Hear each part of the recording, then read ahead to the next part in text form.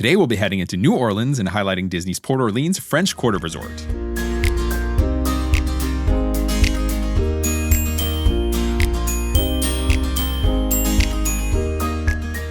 Hello and welcome to the Let's Go to Disney podcast. I'm Oliver. And I'm Lucy. Today is Sunday, September 7th, and you're listening to episode 104, Resort Spotlight, Disney's Port Orleans French Quarter Resort.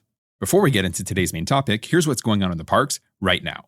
Disney dropped Dinoland USA news earlier this week, so on February 2nd of 2026, the remaining Dinoland offerings that are still standing will permanently close. So this includes Dinosaur, the Dino Institute shop, Restaurantosaurus, and Restaurantosaurus Lounge. This means that the very last day to experience these will be February 1st of next year. So this is to continue to make way for the work that is already in progress to turn the entire area into a Tropical Americas themed land named Pueblo Esperanza. This will include 2 signature attractions, an Encanto-themed Casita attraction, and the re-theme of Dinosaur into Indiana Jones. There will also be a carousel ride, and what Disney is saying is one of the largest quick service restaurants on property when it will open. This land is set to open sometime in 2027, and I'm happy I'm actually going to get to say goodbye to the land when I'm there for the marathon weekend in January. Yeah, so you'll get to ride Dinosaur one last time. Yeah. Maybe grab one last snack. I was going to say, you might have to grab a snack there. Yeah. At Restaurantosaurus. Yeah, exactly. Fairy Godmother is coming to the Bibbidi Bobbidi Boutique in both Walt Disney World and Disneyland. Disney shared a fun reel this week, which showed the Fairy Godmother kind of skipping and hopping through the park, making her way to the boutique. They didn't announce when this meet and greet opportunity will begin, so we'll let you know when we hear more about that. This is going to add a really fun element to the already wildly popular experience. No, 100%. It's already so hard to book, and yeah, that's just going to make it even more fun. Oh, absolutely. I'm not sad that we are out of that phase now. Yeah, because it's so expensive. Yeah, and Sophia is the type of girl that likes to get done up quickly and likes to take it off just as quickly. So yeah. It'd have been a waste of money for us. No, for sure. Guaranteed that's what would have happened. Yeah. Pop Century refurbishments are continuing, and this has extended to the lobby. There are curtains and walls up in the lobby as we speak, and the work should have a quick turnaround, and it should open back up to business as usual in a few short weeks. The shadow boxes that line the halls are going to be replaced with some nostalgic and retro murals that have already started sprouting there. We really, really like the look of this. The new theming will match the colors and overall vibe of the recent reopened Everything Pop shopping and dining. Yeah, exactly. And this is where I'm going to be staying for the marathon weekend in January. So I'm looking forward to getting a look at that at the refresh lobby. And I'm also hoping I'm actually going to stay in one of those refurbished rooms because apparently the refurbishment for the rooms is supposed to be completed sometime in late February of 2026. So yeah, fingers crossed. Yeah, that would be nice. So for us, it was back to school this week. It's the kids' first time really ever taking the bus solo. So I honestly have to admit that was a really stressful time for me this week, but they honestly did very well. We're very proud of them with how they handled it. Yeah, exactly. It was a bit of a mess just because the bus was late picking up and dropping off every day except for the last day, Friday this week. But the first day, Oliver and I stayed home. We were late to work essentially because we wanted to see them off. Yeah. And then the second day, my dad did that. So they only had the 2 days after that, Friday. They had to do it solo. So this week will be a whole new thing, and I think they're going to rock it. And then honestly, talking to the kids' teachers, this is apparently a thing that happens every single year where the buses are just running late. In the first week. Yeah, kids are just getting used to it, and then everything should probably be straightened out by this week coming up. Aside from that, we were actually up quite early today, this Sunday. Oliver ran our Queen City half marathon this morning. Queen City is because the city we live in is called Regina. Yeah. So there's the history there. Yeah, there's a history. So I dropped him off around 7:30 a.m. this morning. It was extremely busy. We did find a parking spot, and I hung out near the start line until he actually was supposed to start racing. And then I headed home. Yeah, exactly. It was a little chilly this morning. It's like 5 degrees Celsius or just over 40 degrees Fahrenheit. And I had my jacket and my thin gloves just waiting for the race to start. And I left those with Lucy essentially until just about start time. Mm-hmm. The first few kilometers were a little chilly, but it warmed up quickly after that, and so did I. It was a good run. I felt good and finished with a good time. Yeah, and actually the kids and I went back to the house, kind of got the kids some breakfast. I gathered them up, and then we were waiting for Oliver at the finish line. It was actually really crazy trying to find parking because by the time I got back with the kids, every spot that was still available long gone. So we had a bit of a walk, but we were able to see Oliver cross that finish line, which was great. The kids loved it. They were actually given these inflatable sticks that make noise when you bang them together, kind of like what you would find at an NHL game or something like that. Yep. So they got a total kick out of that as well. And it's funny because our son, he doesn't like to be pushed out the door too early on a Sunday or a Saturday. But by the time we got there and he had the little shaker things and he saw his dad, he was just so happy. Yeah. No, I was so happy to have you and the kids there at the end. I've said this before, right? But I've been a runner for many years, but only recently started dabbling in kind of these longer distances. And I have to say, it's an emotional experience, right? It's not just a testament to like the training you have to put your body through, but the mental fortitude that goes with it as well. So yeah, it was just really nice to have, all three of you there with me for sure. I was originally supposed to run the full marathon, but I suffered a small setback back in like late May, early June, when I would have been ramping up training consistently, right? So I started back up in earnest in July, but at that point I was too tight to train properly for the full distance. So about 3 weeks ago, I switched it to the half. I'm happy with my decision, right? I'm feeling really good now. Nothing's nagging at me. So I'll be able to continue this training and ramping up to Dopey in January, which is just over 4 months from now, which it's just going to go by. It'll be here before you know it. Exactly. It's essentially right after Christmas. Yeah. And then speaking of Dopey, I booked my flights down to Orlando for that this week, and I got a really good deal. So I was pretty happy with that too. Yeah, absolutely. So with that said, let's get into today's main topic, which is Disney's Port Orleans French Quarter Resort. We covered the other Port Orleans resort, which was Riverside, about a month or so ago. So this is the second of the sister resorts, and it's the smaller of the two by far. Having said that, it's still a great resort, if not better, and we're going to get into these reasons why that might be the case for some folks. Yeah, so Port Orleans Resort, French Quarter, right, which is a moderate resort just like its sister resort, originally opened in 1991 as Disney's Port Orleans Resort proper. Like that was just the name. It had 3 buildings and just over 400 guest rooms, and it didn't take long for the resort to add 4 more buildings and reach just over 1,000 rooms, and that was in 1992. Also in 1992, the Riverside portion of the resort opened as Disney's Dixie Landings Resort, just a short way up the man-made Sassagoula River from Disney's Port Orleans Resort. So this added another 1,000 plus rooms between the two resorts, and Dixie Landings also expanded shortly after to add another section of the resort, which became Magnolia Bend. And then the first rooms, just to be clear, was Alligator Bayou, and the resort as it exists today is split between those two sections. Then less than a decade later, in April of 2001, the two resorts merged to become Disney's Port Orleans Resorts. The Dixie Landings Resort became Port Orleans Resort Riverside, and the original Port Orleans became Disney's Port Orleans French Quarter. Riverside is more themed to rural Louisiana, right? And like French Quarter is more in keeping with the city of New Orleans and specifically the French Quarter, which, makes sense. So since 2002, both resorts have had several refurbishments, with the French Quarter just wrapping up its most recent refurbishment. And this looks really, really good. It's a great refurb.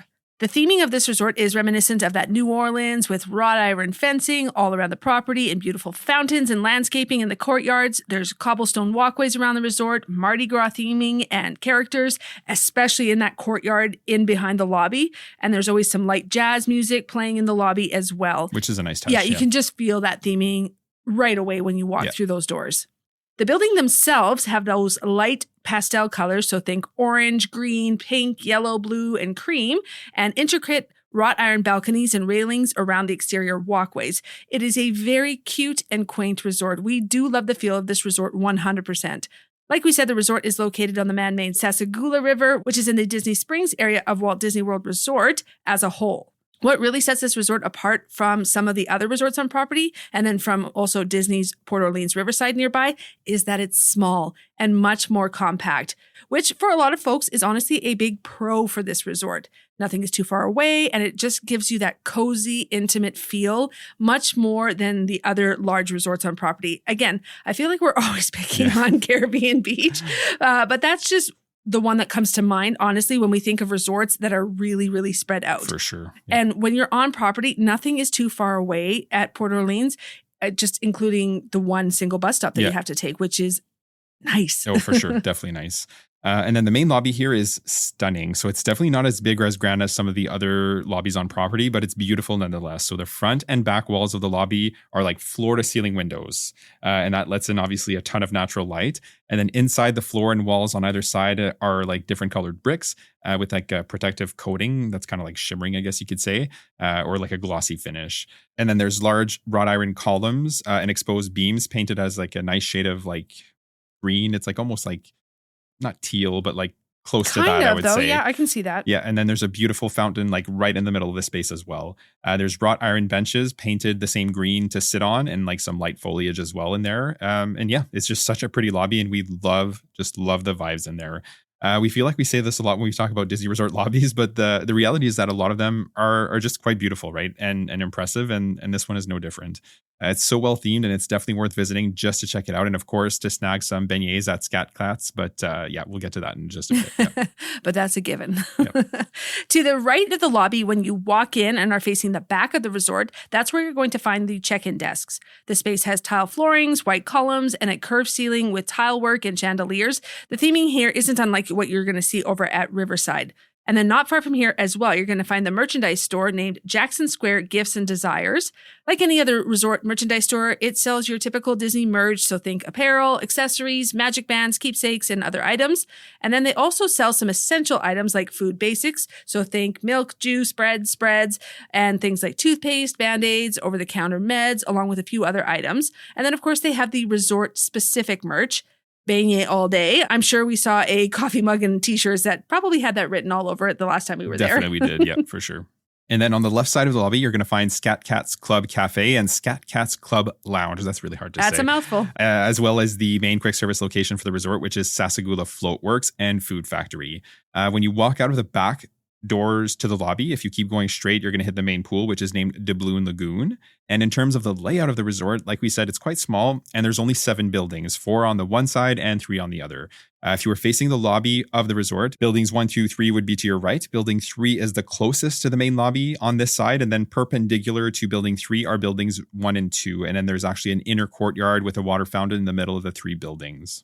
Building 2 is the one that's closest to the Doubloon Lagoon pool, and building 1 would be the furthest away. But let's be like super clear on that. These 3 buildings are literally right next to each other, and they're all super close to the lobby and the pool by extension, right? So yeah, like we said, right, it's a really small resort, so you don't have to go far for any of the main offerings. Absolutely. And then on the other side, so to the left of the main lobby when you're facing it, the closest building is building 4. Perpendicular to this building are buildings 5 and 6, which have another inner courtyard and then a fountain in the middle. Building 6 is kind of shaped like a large L, and then the furthest point of building 6 faces building 7, which is directly across from it. So in short, that would make building 7 probably the furthest from everything. But again, that's relative to the small size of the resort. So this pretty much means that everything is just close together. Like we were saying earlier, the buildings all have pastel colors, wrought iron railings, painted different colors to match the colors of the building they're on. The buildings are 3 floors and do have exterior hallways.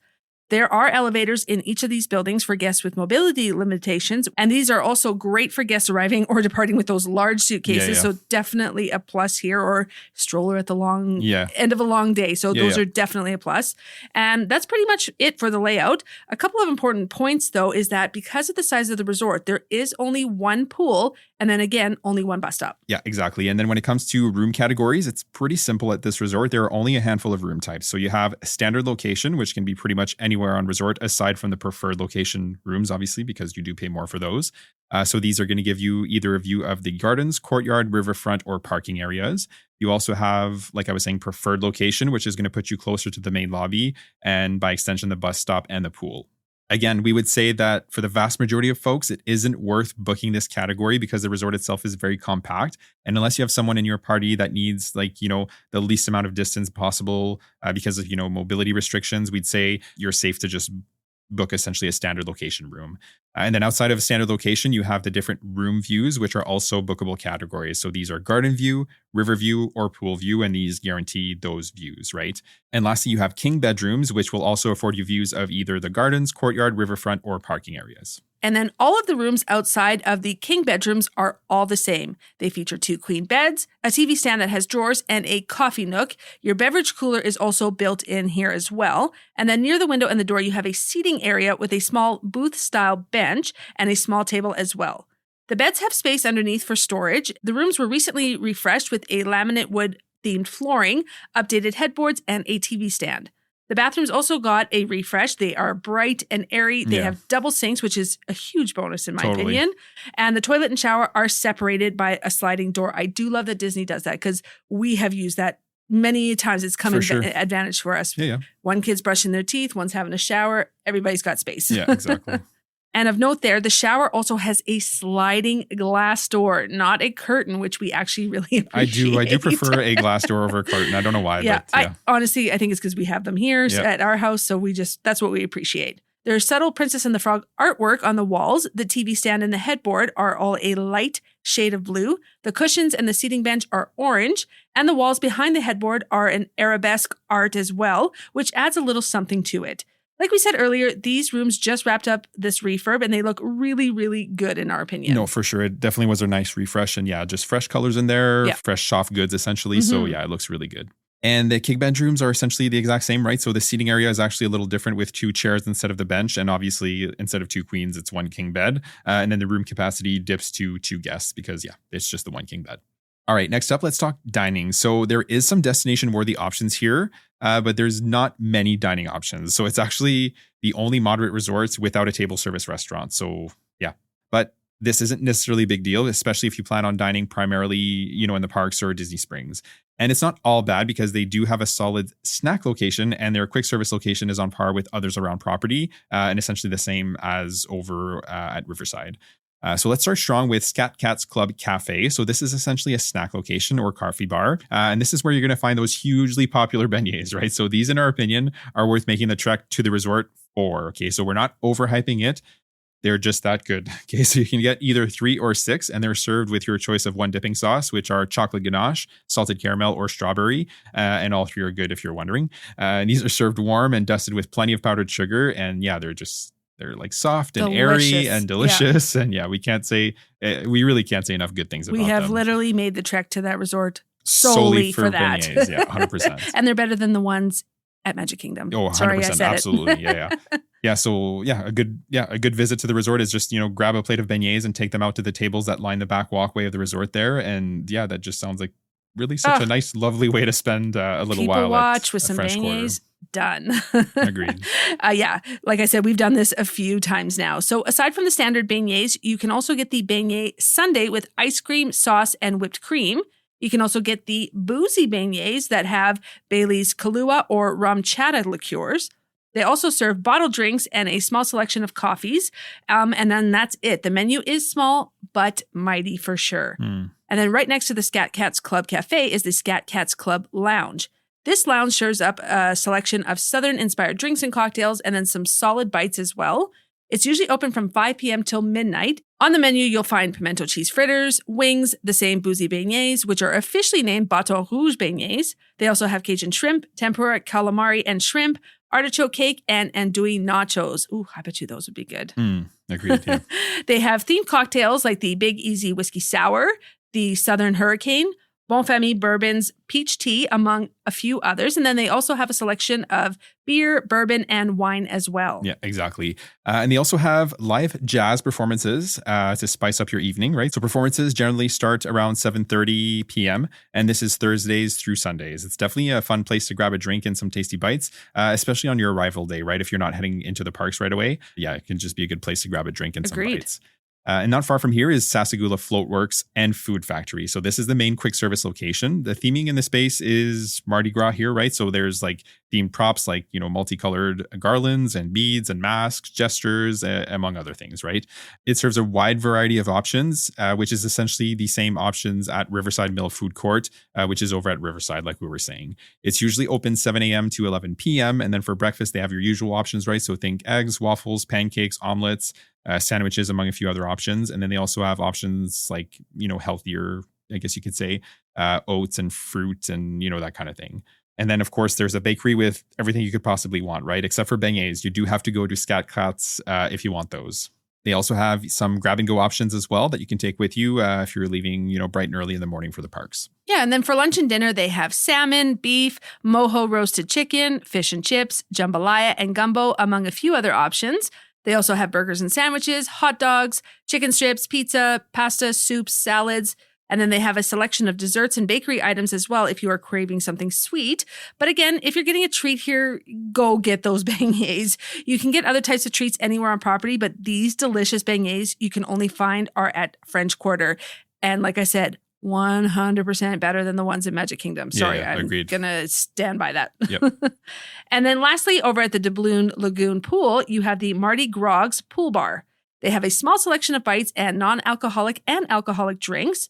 For each, you're going to find a roasted turkey and pimento wrap, a charcuterie board, a Cajun chicken salad, Mediterranean chickpea salad, hot Cajun boiled peanuts, assorted small chip bags, and Mickey pretzels.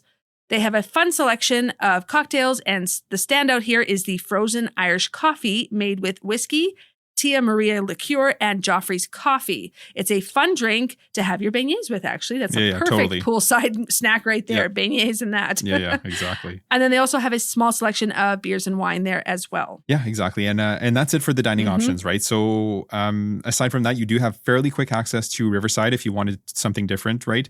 But their quick service is essentially the same and has like very, very similar, if not the same options, right? But they do have a table service restaurant named Boatwright's Dining Hall, which serves Southern style cuisine. It's good, but not destination worthy. So we wouldn't actually go out of our way to eat there. That's for sure. If you were going to like go away from French Corner for a table service restaurant, we'd head into Disney Springs. Absolutely. Yep. No doubt. Especially when you are so close to Disney Springs, right? You literally have hundreds of dining options there. So next up, let's get into the pool and other recreation options. So like we said, the main and only pool is the Doubloon Lagoon Pool. The Mardi Gras theming continues here in the pool area as well. There are decorations and character statues like alligators around the pool. Scales is the 51-foot slide that's shaped like a big serpent. The pool area isn't actually super big, but it's still a decent size. And then right next to the pool, there is a splash pad for the smaller kids under 48 inches tall. Yeah, exactly. And for other recreation, there's nightly campfires between 6 and 7 p.m. And that's in the courtyard between buildings 5 and 6, right? This is every Disney resort does this. Yeah. And then there's free marshmallows or a s'mores kit for a fee.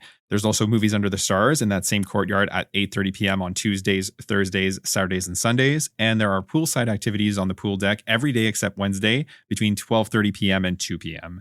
There are also glow with the flow parties as well on the pool deck, and that's on Fridays between 8 and 9 p.m. And there's nighttime trivia near the pool as well, and this is going to be on Mondays and Wednesdays at 8 p.m. There is also the walking/running trail along the Sassagoula River, which is lovely, especially early in the morning or in the evening. There's also a playground in the same area as the pool in case your kids need to burn off some extra energy. For paid activities, you have Painting on the Bayou, which is hosted at the Scats Cat Club Lounge on Mondays at 1 p.m. This is a 2-hour instruction-led painting class for ages 12 and up. And then also at Scat Cats at 1 p.m. on Wednesdays, there's a mosaic class where you're going to create your very own Disney-themed mosaic that you're going to be able to take with you at the end. Yeah, exactly. And then back over near Doubloon Lagoon, you can make a Mickey tie-dye on Tuesdays, Thursdays, and Saturdays between 3 and 4 p.m. And there's an arts and crafts in the same area on Sundays and Fridays, also between 3 and 4 p.m.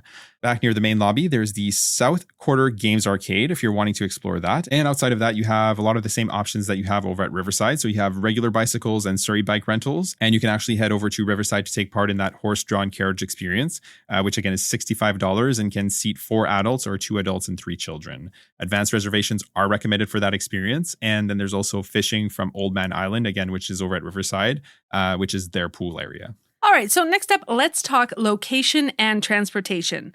So the Port Orleans resorts are in the Disney Springs area of the Walt Disney World property, so you can easily walk from one property to the other here. It's located on the man-made Sassagoula River, like we said, just downriver from Riverside, and then it's actually closer to Disney Springs than Riverside is. If you follow the river down towards Disney Springs, it forks near the Treehouse Villas at Saratoga Springs, and then you can either go left towards Saratoga and Disney Springs just beyond, and if you went right, it's going to take you to Old Key West. All of these resorts are really close to Disney Springs. For transportation options here, it's easy peasy. You have buses to the parks and either a bus or a boat to Disney Springs. That's it for your options. Sometimes the water level is too low for the boats, but they are running for most of the year when the weather is decent.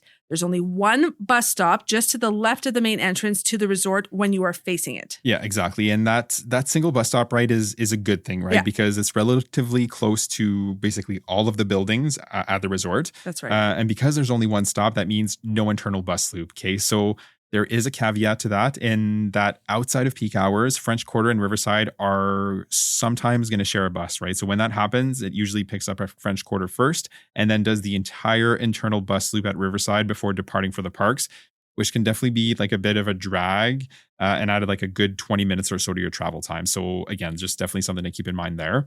During peak hours, though, it is important to note that like essentially when it's busiest, so when you're first trying to get to the parks first thing in the morning and around fireworks time in the evening, French Quarter will have its own buses. And in those instances, right, this is where the one bus stop is awesome because it's literally one stop to and from the park. So it's quick and easy. Absolutely.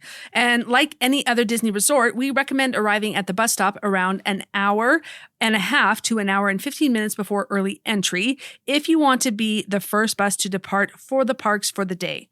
They'll come pretty quickly in succession after that, but being that the resort is further from the parks given its location, travel time is a touch longer, but it's still really quick for most of the parks.